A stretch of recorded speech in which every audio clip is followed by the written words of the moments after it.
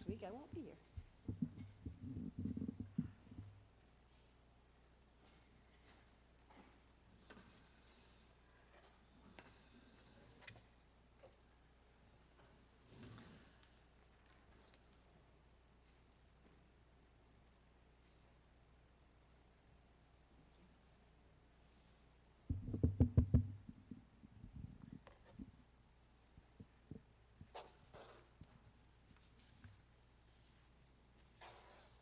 Thank you.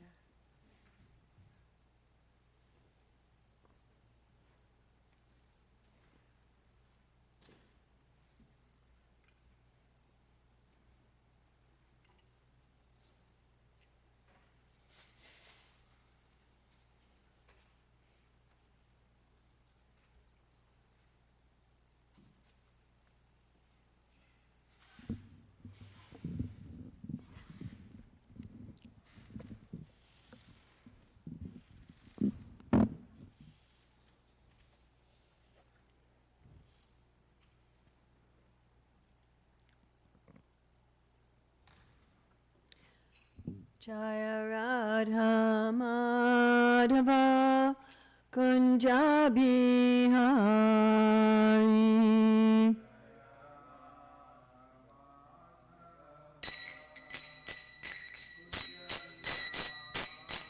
Jaya Radha Madhava Kunja Bihari Jaya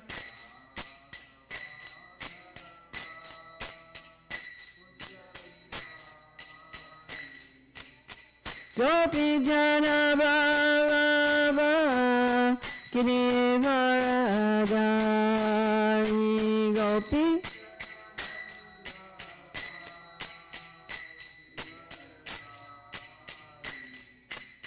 Gopi Jana Baba Girivaradari Gopi Jana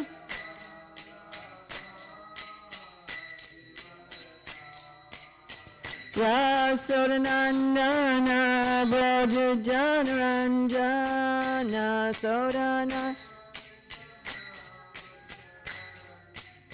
Yasodanandana Braja Janaranjana Yasod Yamuna Tiravanachari Yamuna Yamuna Tiravanachari Yamuna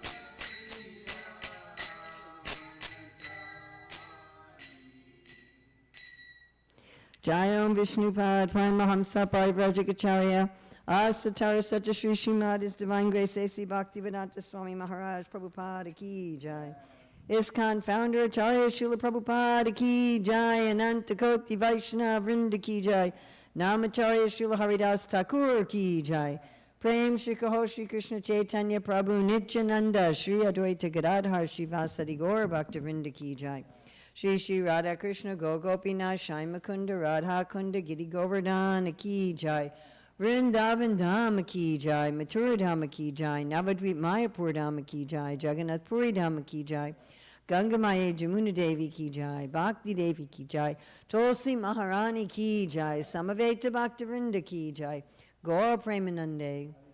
All glories to the assembled devotees. All glories to the assembled devotees.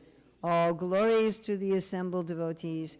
All glories to Sri Guru and Gauranga. All glories to Srila Prabhupada. Nama Om Vishnupadaya. Krishna Prasthaya Bhutale Srimati Bhaktivedanta Swami Niti Namane. Namaste Sarasvati Deve Gauravani Pacharane Nirvisesa Sunyavadi Paskachade Shatarane. Vandeham Shri Guru Shri Yuta Padakamalam Shri Gurun Vaishnavamscha Shri Rupam Sagrajatam Sahagana Raganatam Vitam Sam Sajivam Sadvoitam Sadvadutam Parijana Sahita Krishna Chaitanya Devam Shri Radha Krishna Padam Sahagana Lalita Shri Vishakam Vitamscha Vanchakalpachubhyascha Kripa Sindhuvyeva Patitanam Pavanevyo Vaishnavebhyo Namo Namaha. Om Namo Bhagavate Vasudevaya. Om Namo Bhagavate Vasudevaya. Om Namo Bhagavate Vasudevaya. So it's June 14th, 2026 in New Goloka, Hillsborough, North Carolina, reading from Srimad Bhagavatam, Canto 10, Chapter 74, Text 36. Yayatina samhi kulam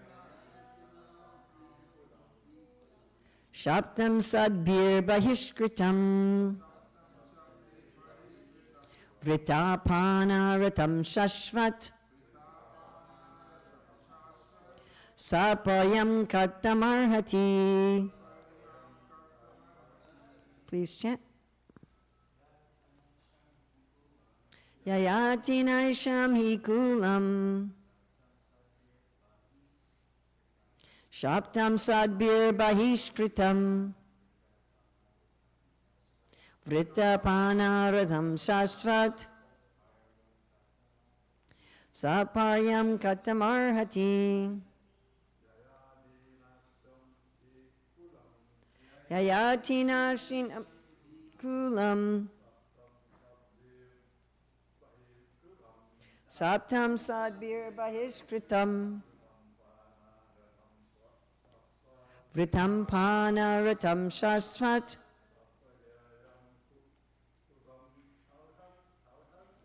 Saparyam katamarhati.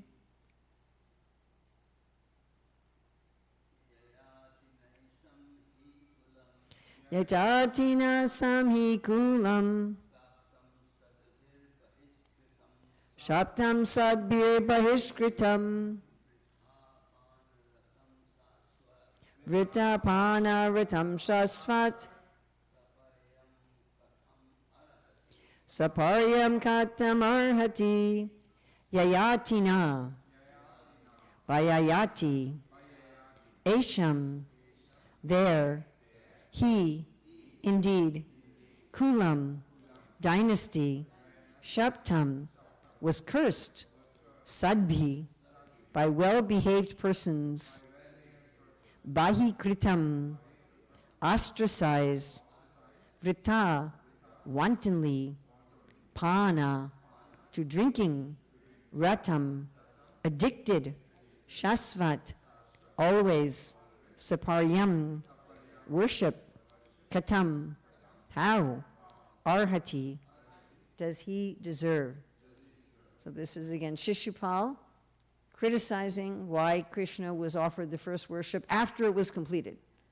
So he waited till it was done, and then he's criticizing. This is one of his criticisms. BBT translation, Yayati cursed the dynasty of these Yadavas, and ever since then, they've been ostracized by honest men and addicted to liquor. How then does Krishna deserve to be worshipped? In Krishna book, Srila Prabhupada does not, he skips this verse. This and the next verse he doesn't have in Krishna book. There's no, the purport in BBT is Srila Vishwanath Chakravarti gives the inner meaning of the words of Shishupal to show how he continued unintentionally glorifying Lord Krishna and his Yadu dynasty.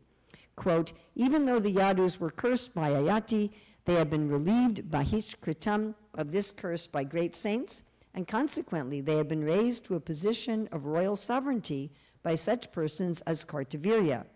Thus they have become absorbed in Pana, protecting the earth. Considering all this, how does Krishna, the chief of the Yadus, deserve useless Vrita worship?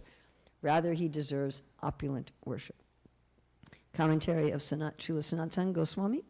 In criticizing Krishna, he also criticizes all the Yadus in 2 verses, 36-37.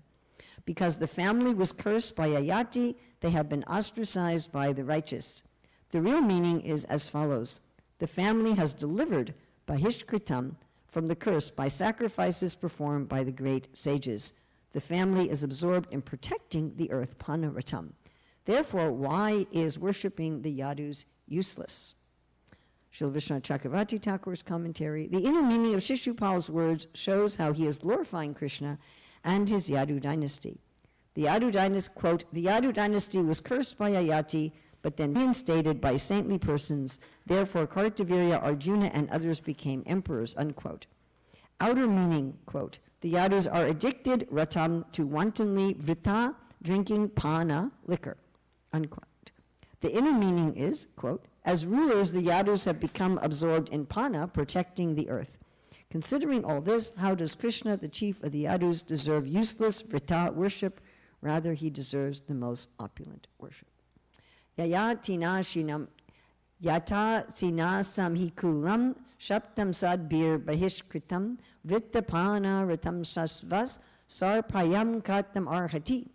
Yayati cursed the dynasty of these Yadavas, and ever since then they have been ostracized by honest men and addicted to liquor. How then does Krishna deserve to be worshipped? Well, how are we supposed to understand the scriptures? You know, we're reading the scriptures and trying to understand what do they mean and how to apply us. But here we have our acharyas are giving the opposite meaning to the normal meaning. They're saying, okay, this is a normal meaning, but there's also an absolutely opposite meaning. So what meaning are we supposed to take? This is very difficult. And it's very difficult if Sanskrit can be interpreted and translated in 2 completely opposite ways. How are we supposed to understand anything? How is some poor living entity like me, who's not some great acharya, how am I supposed to understand anything? And then, if our acharyas are correct, if Srila Vishwanath Chakravarti Thakur, Srila Sanatana Goswami, which is echoed by Srila Jiva Goswami, if Shishupal is actually glorifying Krishna, then why was anybody upset with him? Why was everybody mad at him? Why did Krishna kill him? If actually this was glorification. So it's very confusing. So when we're trying to understand the scriptures, we're told to take the direct meaning, not the indirect meaning, with some exceptions. And scripture is full of hidden layers of meaning, some of which can be understood oppositely. And what we're supposed to do generally is take the meaning that is the most merciful, take the meaning that is the most kind, take the meaning that will bring us closer to Krishna. So there's a science of understanding scripture called hermeneutics. And some years ago, the GBC asked us on the Shastric Advisory Council to put together what is our Gaudiya Vaishnav understanding of hermeneutics. Actually, Bir Krishna Maharaj just contacted me yesterday and was saying how we really need to have people in our society understand this. The problem is it's not such a simple thing to understand. It's not the kind of thing you can explain in 5 minutes how to understand. And part of hermeneutics is you generally take the main meaning. Right? Such is true even in our ordinary dealings with people. We generally take the most obvious, most literal dictionary meaning. And the only time we're going to take a secondary meaning is if the main meaning doesn't make sense in that context. Of course, in this case, only the main meaning makes any sense in the context. The secondary meaning makes no sense in the context at all. Shishupal is not trying to glorify Krishna after the end of the first worship. He's trying to criticize him. Everybody's angry with him. Krishna kills him. And that's the meaning that makes sense. So very strange to look at a meaning that's not the main meaning and that's out of context. However, in poetry and narratives, it's more common to take a secondary meaning. So all of us are familiar with this principle in poetry, correct? That in poetry, there's all sorts of literary ornaments, and sometimes it's expected that we're going to look for hidden meanings. But the Vedic principles of hermeneutics is that both the primary and the secondary meanings can be taken if the purpose is to glorify Krishna. So the primary meaning can be taken to glorify Krishna, that the Yadus are cursed and that they're useless and they're all just drunkards, and so why should we worship Krishna? That primary meaning does glorify Krishna because it's part of the Leela. Otherwise, why is Krishna killing him? And he merges into the body of Krishna, and why, it doesn't, you have to have, in these Leelas, the bad guys have to be bad guys. We're not going to cheer for Nrsimhadev killing Hiranyakashipu if Hiranyakashipu is not a bad guy. In any drama, even mundane drama, if they want the audience to be rooting for the good guys and happy when the bad guys get killed, they have to show that the bad guys are bad guys.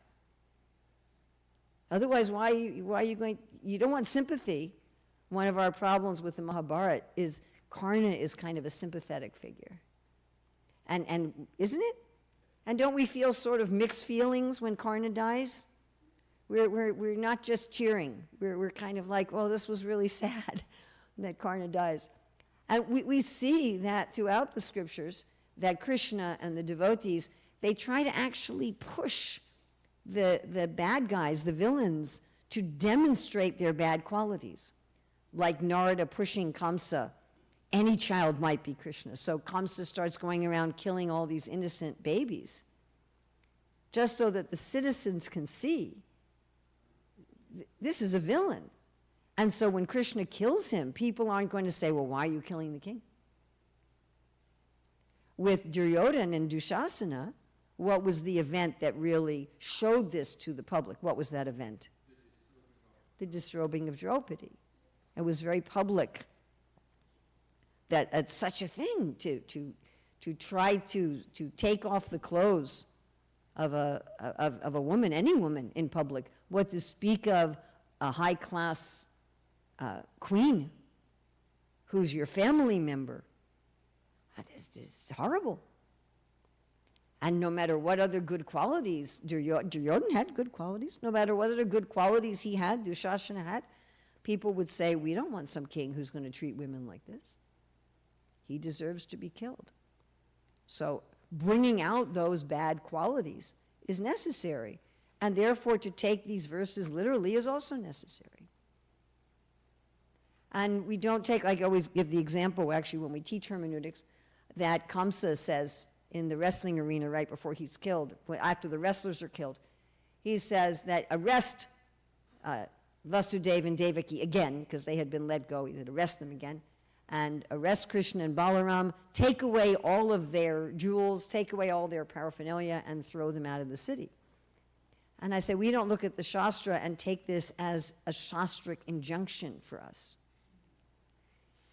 Not all of the statements of the Shastra are meant to be injunctions for us. We're not going to take away Radha Golokananda's jewels and throw them out of Hillsborough because this is a statement in the Shastra, but rather we understand this statement in the Shastra is spoken by a demon so we can understand that he's a demon.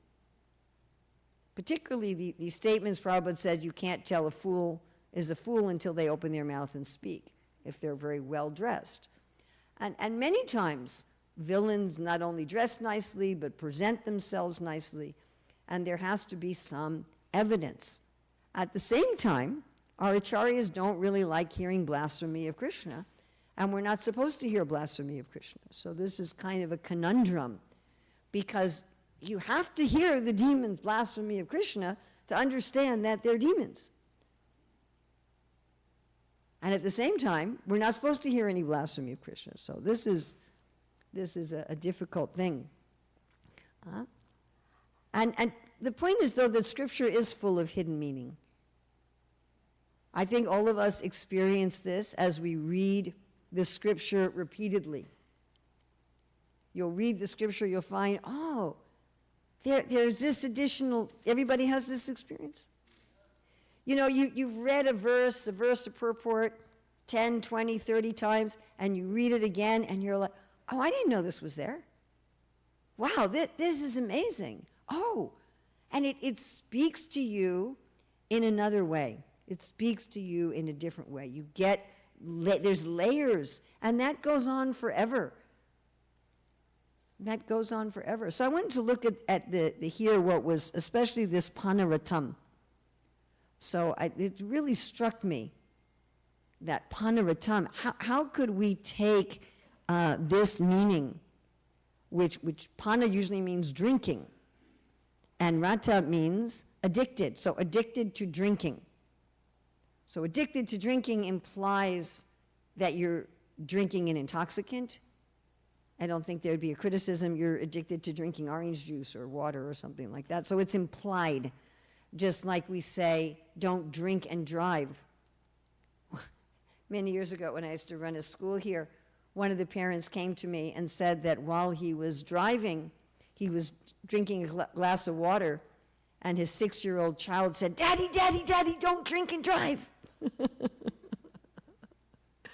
So when we say don't drink and drive, the implication is don't drink liquor. So here, pana means generally to drink. It doesn't mean drinking alcohol. It means drinking anything. But the ratam after it as a criticism.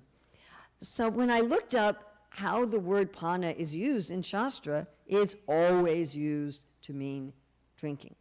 So I thought, how did Srila Sanatana Goswami, echoed by Srila Rupa Goswami, and Srila Vishwanath Thakur, take pana meaning to protect?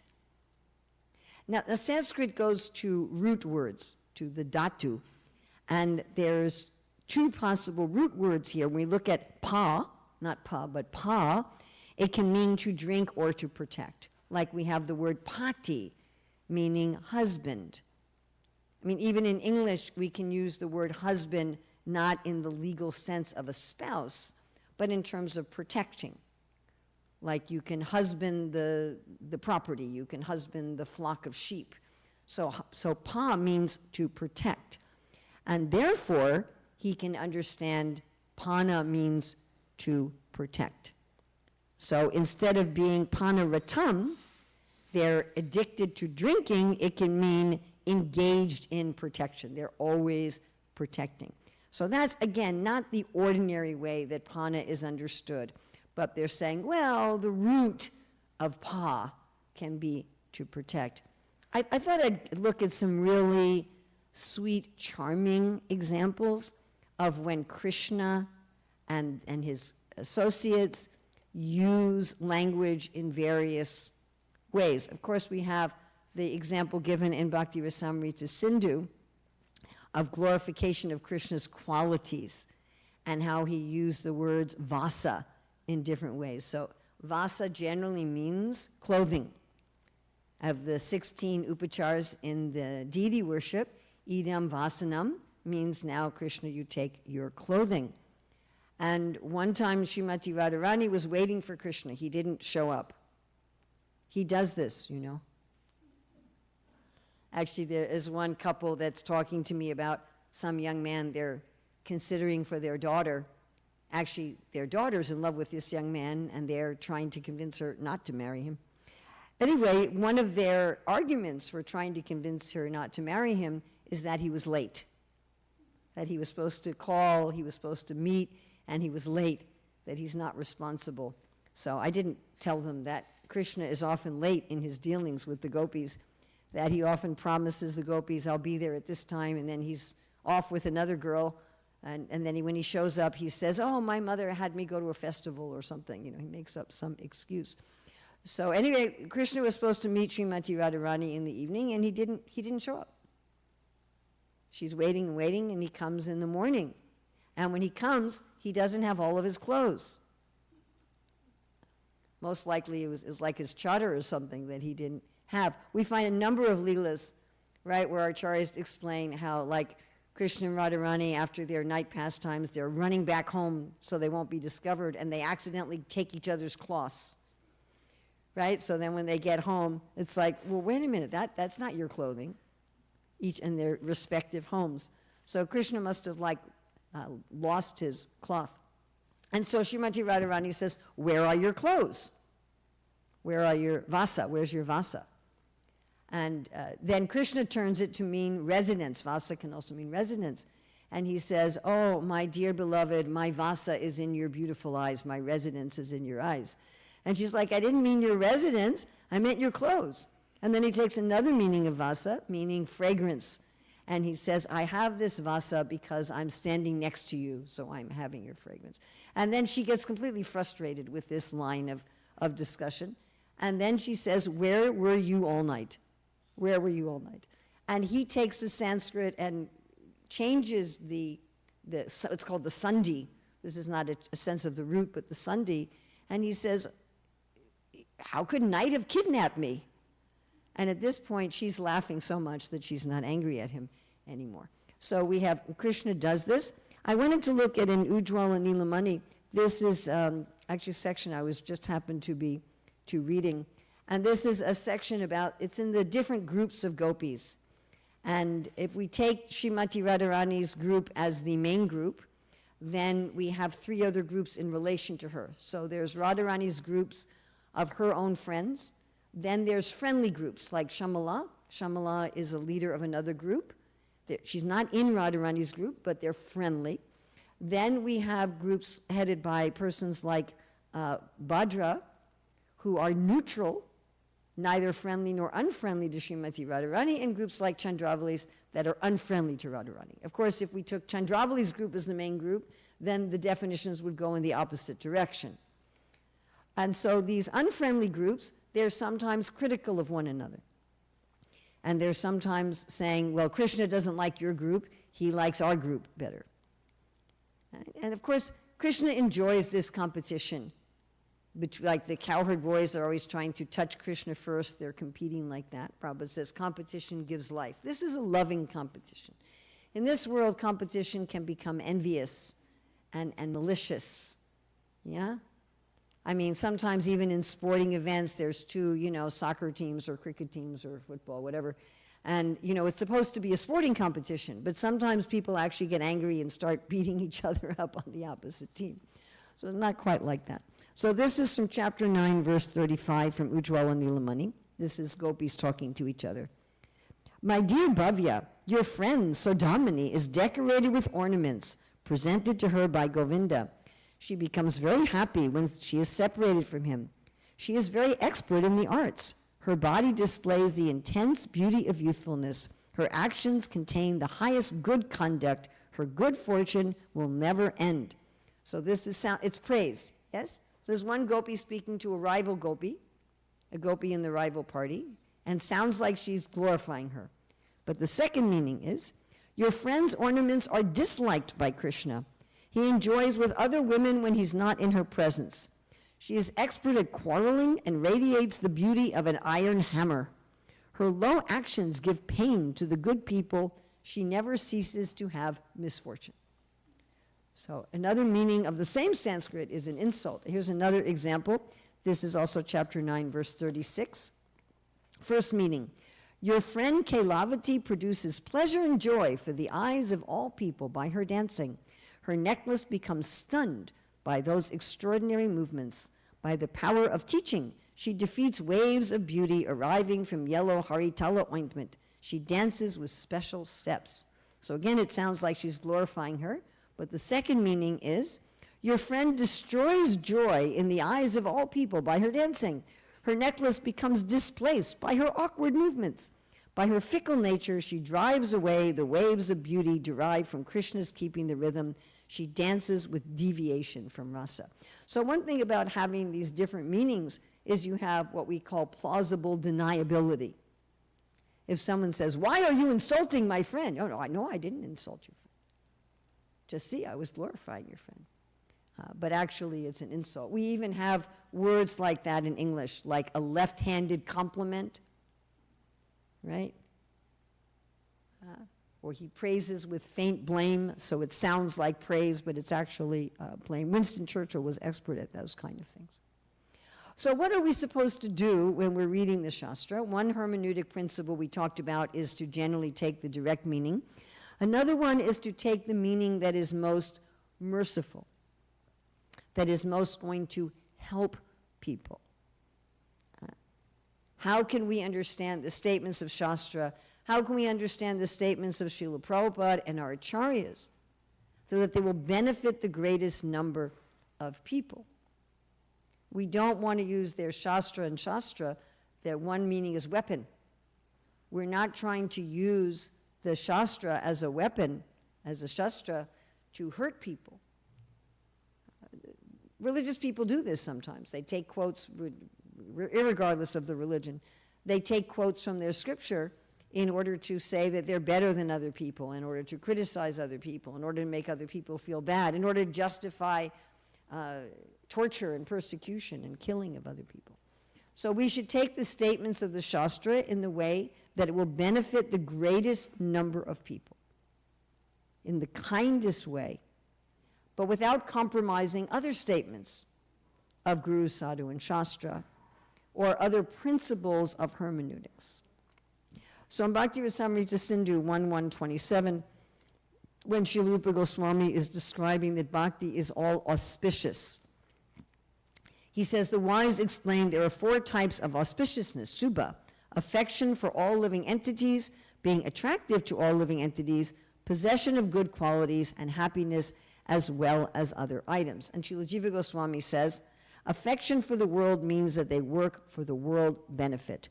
The whole world is also attracted to this person who works for the benefit of all living beings.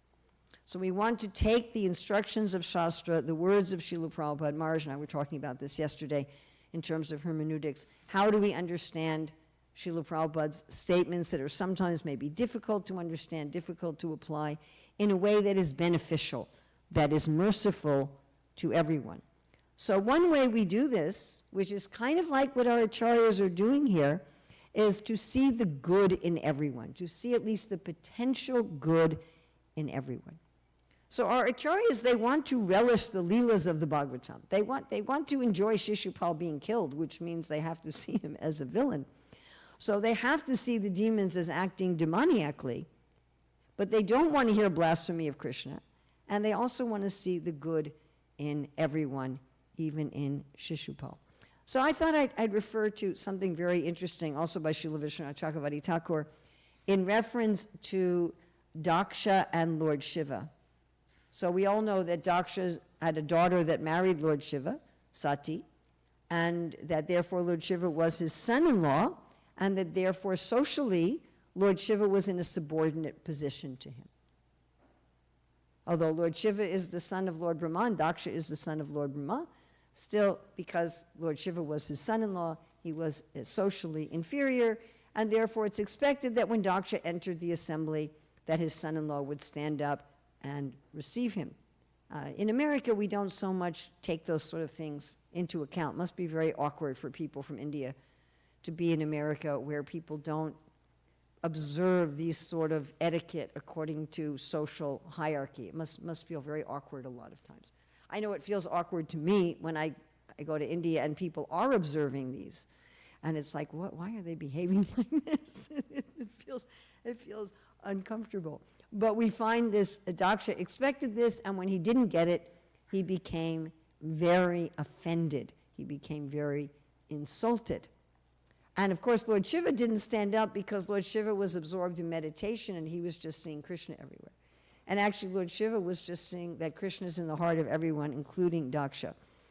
So in his commentary to Bhagavatam 4.4.12, Srila Vishwanath Chakravarti Thakur talks about 4 categories of the way we should behave, with increasing, good, better, better, best, and then 4 categories of the way we shouldn't behave in terms of seeing the good and bad in others, bad, worse, worse, and worst. So the good person sees others' faults as being capable of being transformed into good qualities. They see the faults, but they say this fault is a good quality misused. And he gives an example. Speaking harshly is a bad quality, but because it can be for someone's benefit, it becomes a good quality, like neem juice, which cures sickness, although it is bitter. So they see at the bottom level of a good person, they see, oh, okay, this person has the fault, but the fault could be used for a good purpose. Could be used for a good purpose. Has some benefit. Okay, the next level of good person, in terms of seeing others' faults, is the Mahattara. They overlook the faults and they see the good. Now, all of us practice doing this with people that we live with or people we interact with regularly. Otherwise, we couldn't live with them, because everybody has faults.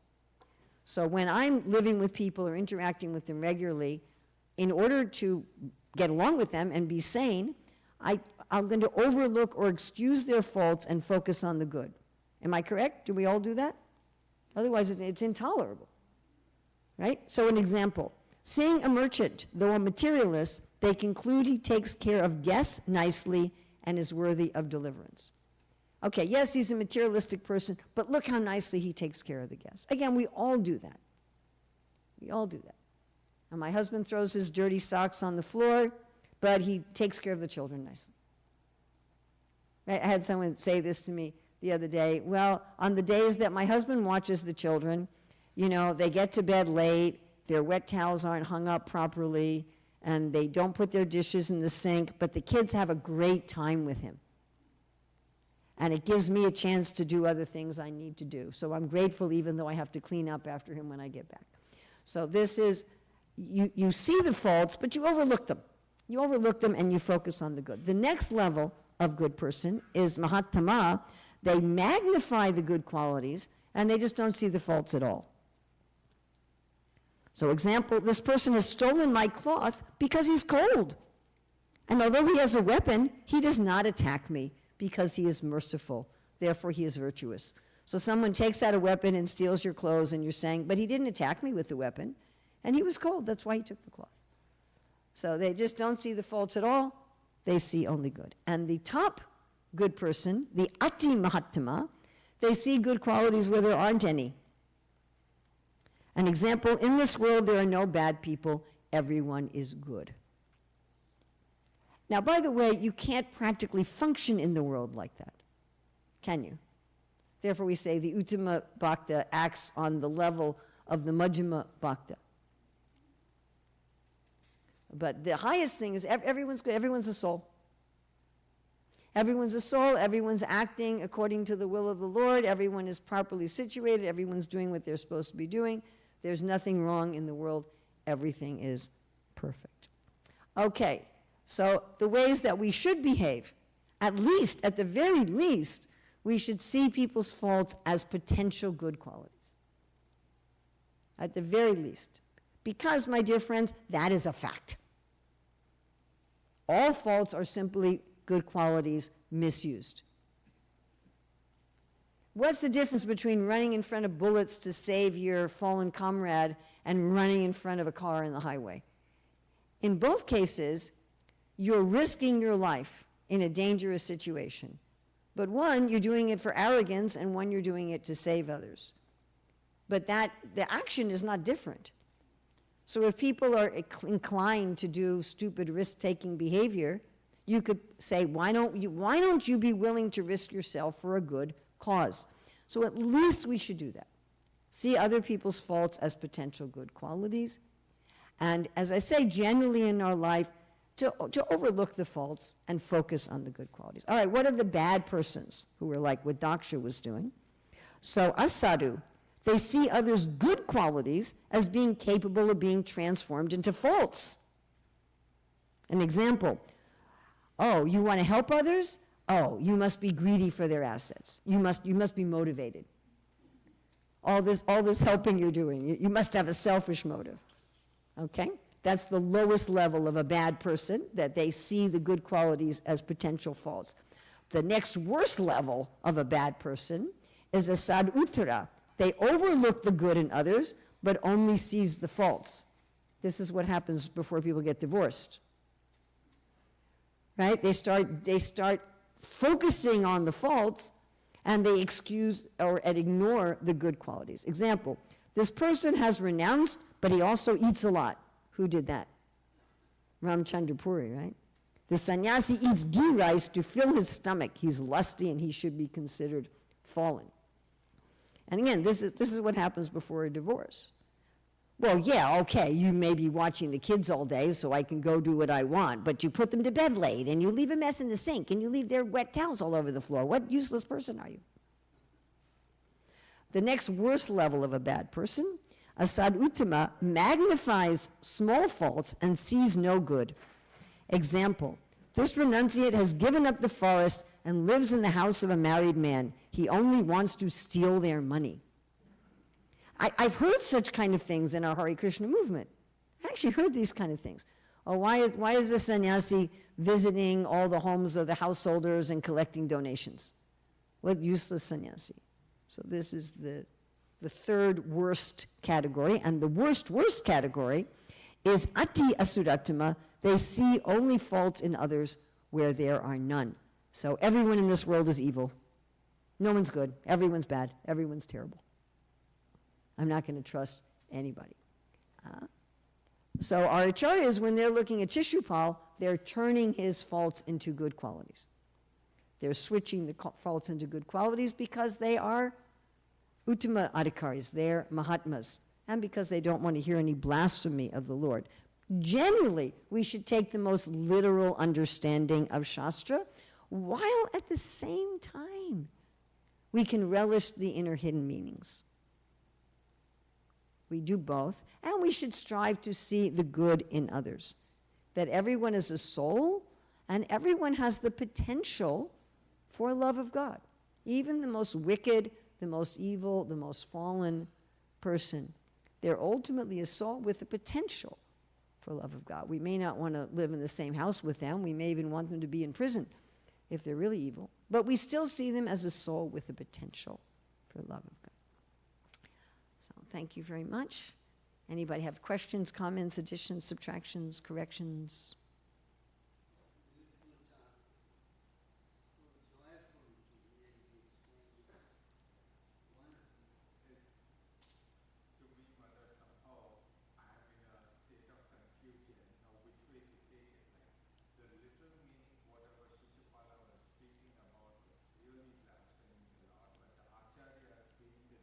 Well, you take both. The literal meaning is the main meaning intended by, what did Shishupal intend? He intended the literal meaning. And without taking the literal meaning, the Leela doesn't make any sense. So the literal meaning is actually contributing to the Leela and contributing to Krishna's glorification. It's contributing to the whole Leela. So we primarily take the literal meaning. But because we don't want to hear blasphemy, we also like to understand the other meaning. That pacifies our mind so that we don't have to sit in the Bhagavatam class just meditating on blasphemy of the Lord. Well, let me come to Bhagavatam class and meditate on how the Lord is being blasphemed is a little awkward. So we also want to, because we're supposed to leave, right? If the Lord is being blasphemed, you're supposed to leave. So then as soon as we hear this verse, everybody should run out of the temple room as fast as they can. So therefore, we also take the other meaning so that we can be pacified. And so we can see that Shishupal is also ultimately a soul.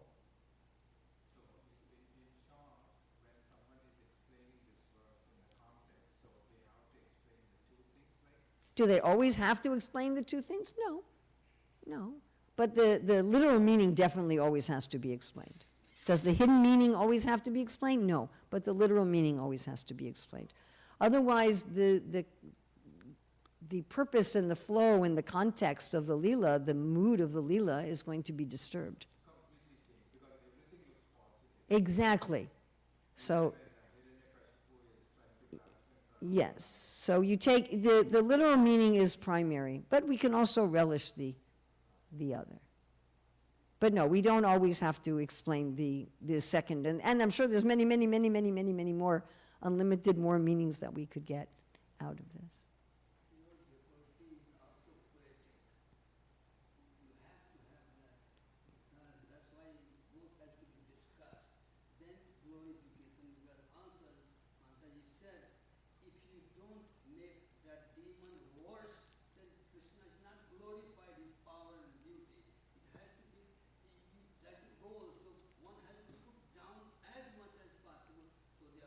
Yes, exactly.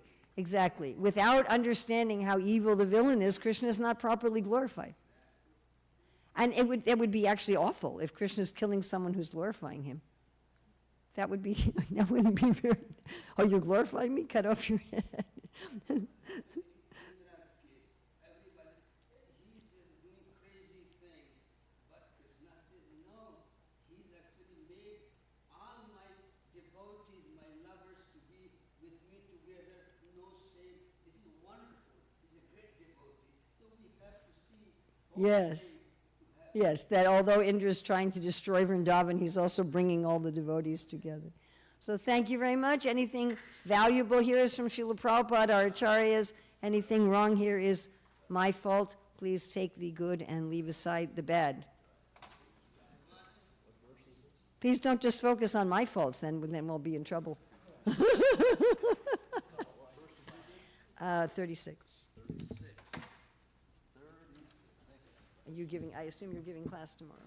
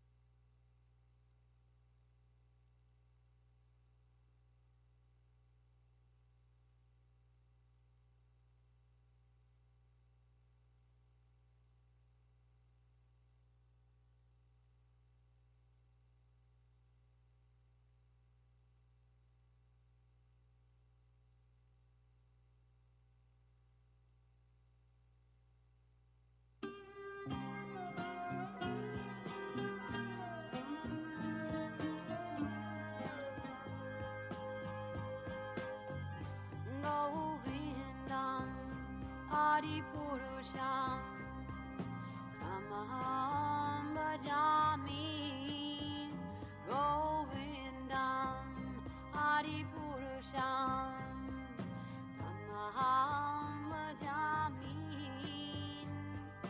Govindam Adipurusham Tamaham Bhajami Enam Kanvandam Aravindanalayataksham Varhavatam Samasitam Buddhasundarangam Kandar Agom Vidamaniya Vishesha Shobham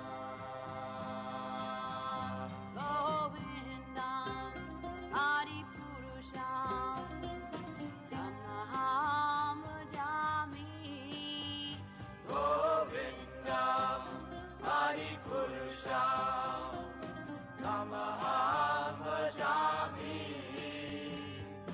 Govindam Adipurusham Tamaham Bhajami Angani Yasa Sakalem Priya Priti Manti Pasyanti Panti Kayanti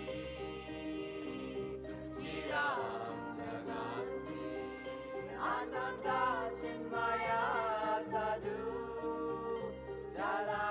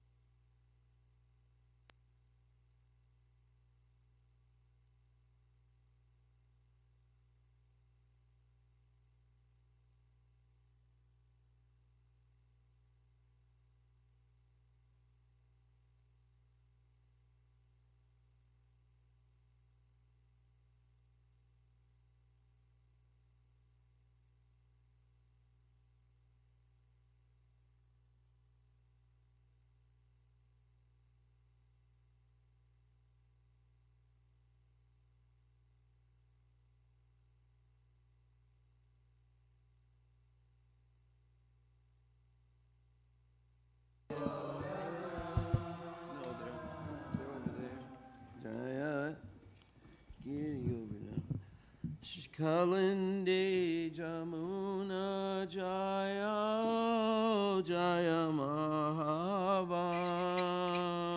Mahavan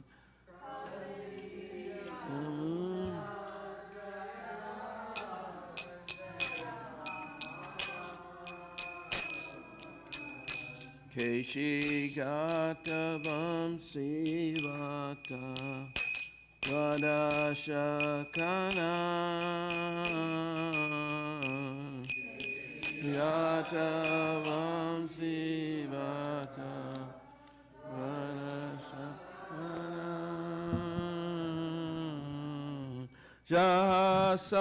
Jasabalila Koilo Sri Nandanandan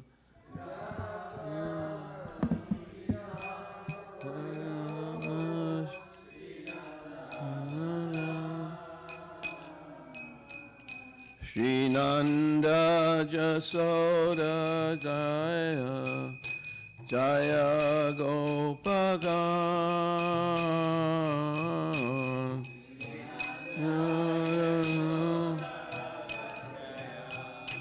Jaya Shri Damadi Jaya Jaya Dainu Vatsagan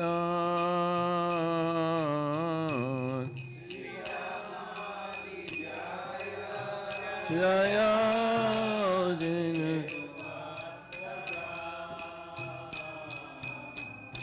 Jaya Prishabhanu Jaya Kirti Dasundari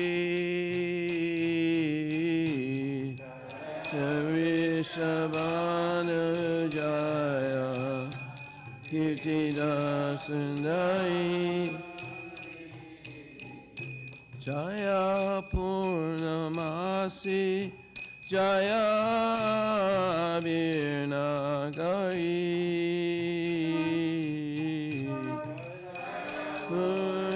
Purnamasi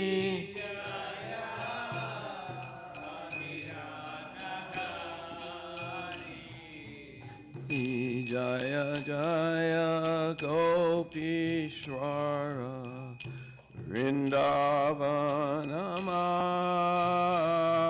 Vrindavanamaj Jaya Gopishwara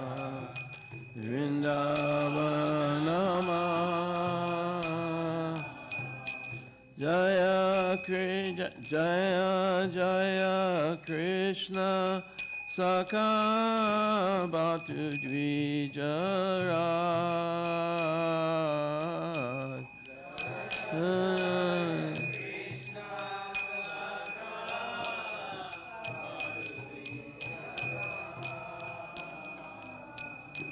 Jaya Rama Gata Jaya Rohini Nandan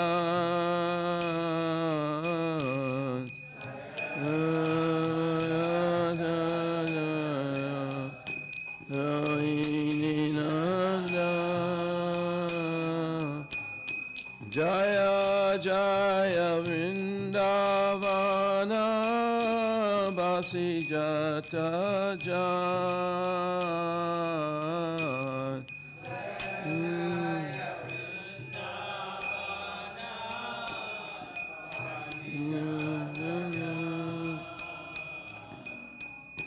Jaya Dvija Patni Jaya Naga Kanyagan Dvija Patni Jaya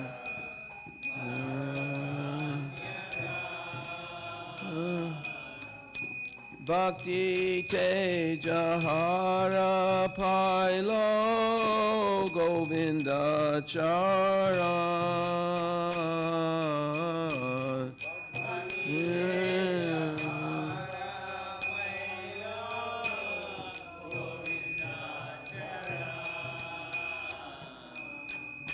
Shri Rasa Mandala Jaya Jaya Radha Shyam.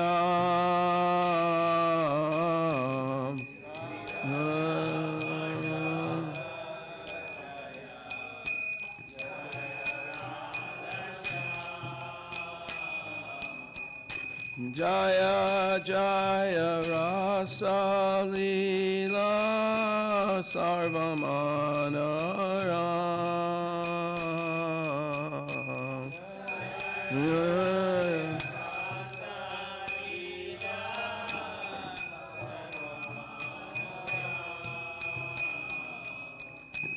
Jaya Jaya Jwala Rasa Sarva Rasa Sar.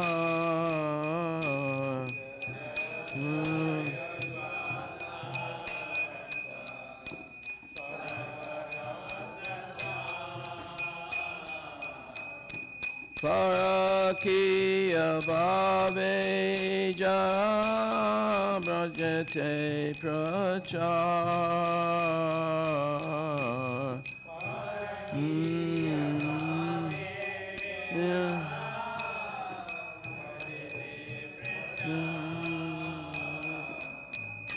Shri Janava Pada Padma Koriya Smaran.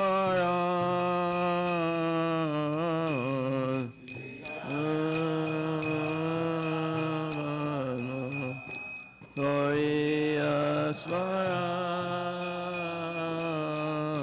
Dina Krishna Dasa Koe Nama Sankirtan.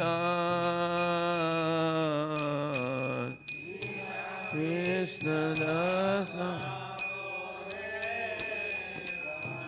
Sankirtan. Jaya Radhe Jaya Krishna Jaya Vrindavan. Jaya Jaya Krishna Jaya Vrindavan. Shri Govinda Gopinatha Madana Mohan.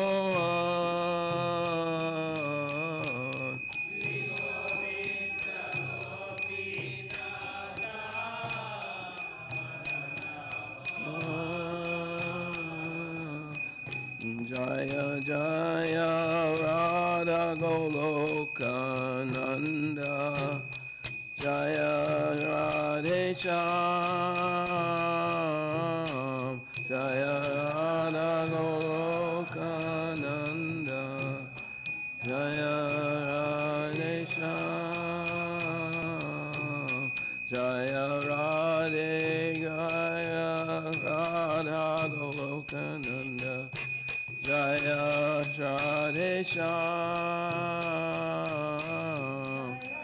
Radha Goloka Nanda.